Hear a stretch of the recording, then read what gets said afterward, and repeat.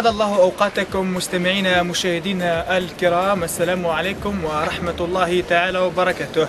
عدد جديد من برنامج كلام في الرياضة أقدمه لكم أنا رابح كوان. عدد اليوم سيكون خاصا، اليوم سنتحدث عن حظوظ المنتخب الجزائري في كأس أفريقيا القادمة التي ستقام في غينيا الاستوائية. رأي أو استطلاع لرأي أنصار المنتخب الجزائري حول هذا الحدث، وماذا تنتظر الجماهير الجزائرية من المنتخب بلادها في كأس أفريقيا. راهين تشوفوها معنا اليوم، لكن قبل ذلك خليكم تروحوا تشوفوا هذا التقرير ومن بعد نرجع.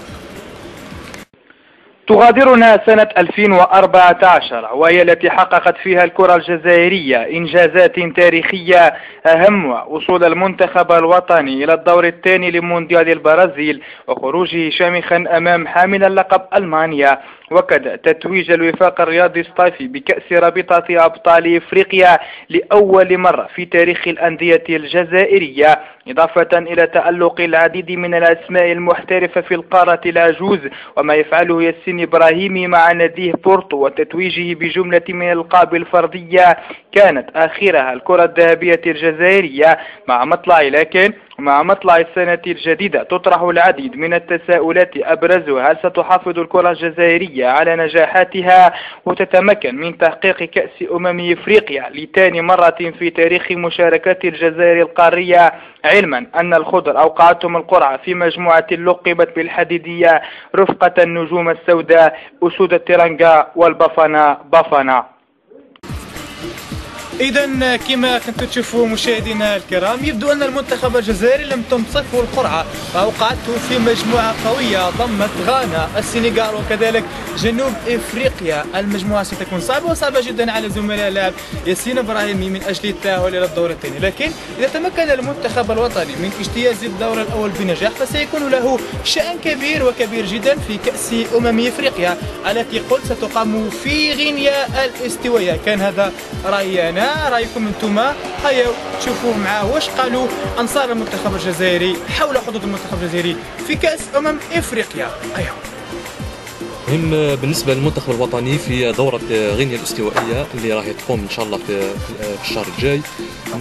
مجموعه واعره ولكن ليست مستحيله بالنسبه، يعني عندنا السنغال، عندنا غانا، عندنا جنوب افريقيا، عندنا المنتخب تاع الغاني بلاك نتعادلوا معاه، عندنا المنتخب الجنوبي افريقي نورمالمون نربحوه ان شاء الله، ولكن السنغال راهو يعني منتخب واعر، منتخب معروف عالميا، ولكن يقدر يصنع المفاجاه والتاهل ان شاء الله نتاهلوا للدور الثاني. ولكن في المجموعه الرابعه عندنا منتخبات واعره وان شاء الله لكن وصلنا لنصف النهائي، راهي رانا حققنا الهدف نتاعنا واللي هو يعني مقبول نوعا ما، وان شاء الله يا ربي ما يخيبوناش. بالنسبه لنا عندنا مجموعه متكامله، مجموعه يعني تنشط في ارقى الان النوادي الاخرى. المنتخب الجزائري في الفتره الحاليه قدم مستويات جيده بخصوص المونديال البرازيلي، وخلال التصفيات الافريقيه قام بنتائج جيده، انتصارات متتاليه، نظن 5 انتصارات بالإضافة إلى المباراة الأخيرة أمام مالي. ومع أنه مجموعة الجزائر صعبة شوية، ولكن إن شاء الله كما قلنا مع الإمكانيات المتوفرة عندنا لاعبين مثل إبراهيمي، فهولي، محرز، يلعبون في أندية كبيرة ممكن يصنعوا الفرق المنتخب، وإن شاء الله راح تكون منافسة قوية في المجموعة. أنا كمناصر للمنتخب الجزائري نشوف حظوظ المنتخب الجزائري في المجموعة بعد إجراء القرعة وبعد وقوعنا في مجموعة تبان على أنها مجموعة سميت بمجموعة الموت. قالوا المنتخب الجزائري راح يذهب في البطولة هذه،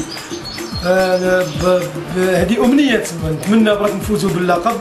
وبما أننا طحنا في مجموعة تكون من غانا والسنغال وجنوب افريقيا والجزائر، نتمنى كمواطن جزائري نتمنى اننا نتاهل في المجموعه الاولى، لاننا نملك منتخب قوي تاهل للدور الثاني في كاس العالم اللي فاتت، ونملك فرديات في المنتخب كان ابراهيمي وفاغولي، ونملك منتخب قوي ويتحلى بالشجاعه. كوننا طحنا في المجموعه هذه وفي مجموعه اخرى كان لاننا رايحين بتوب المرشح، سواء طحنا في المجموعه هذه وفي مجموعه اخرى. الفرق هذه كنا رايحين نتلاقاو معاها يا اليوم يا غدوه.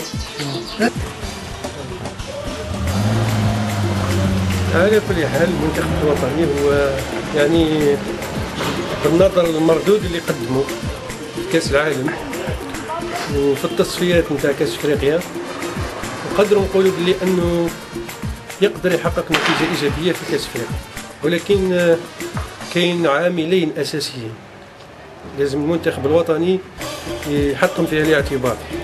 العامل الاول هو لازم تكون روح المجموعه.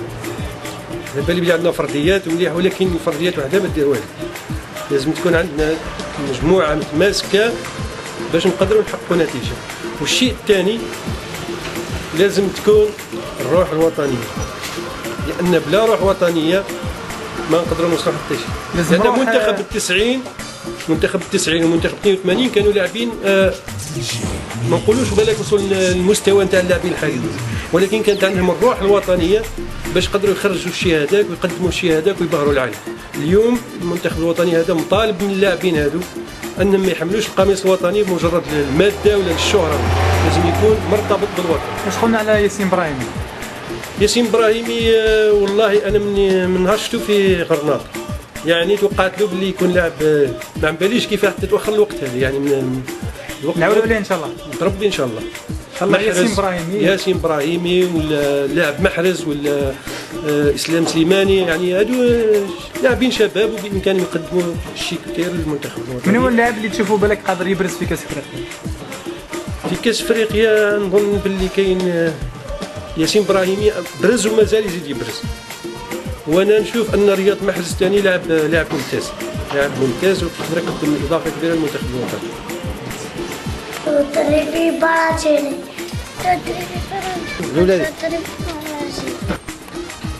إذا كما كنتوا تشوفوا مشاهدينا الكرام، معظم أنصار المنتخب الجزائري متفائلين على مصير المنتخب الجزائري في كأس أفريقيا، والكل يتمنى تتويج المنتخب الجزائري بالكأس الأفريقية الثانية له في التاريخ. كنت معكم أنا رباح كعوان، كان معكم في التصوير إبراهيم فوتوغراف. تقبلوا تحياتي، نلتقي بأسماء حضراتكم في موعد رياضي جديد.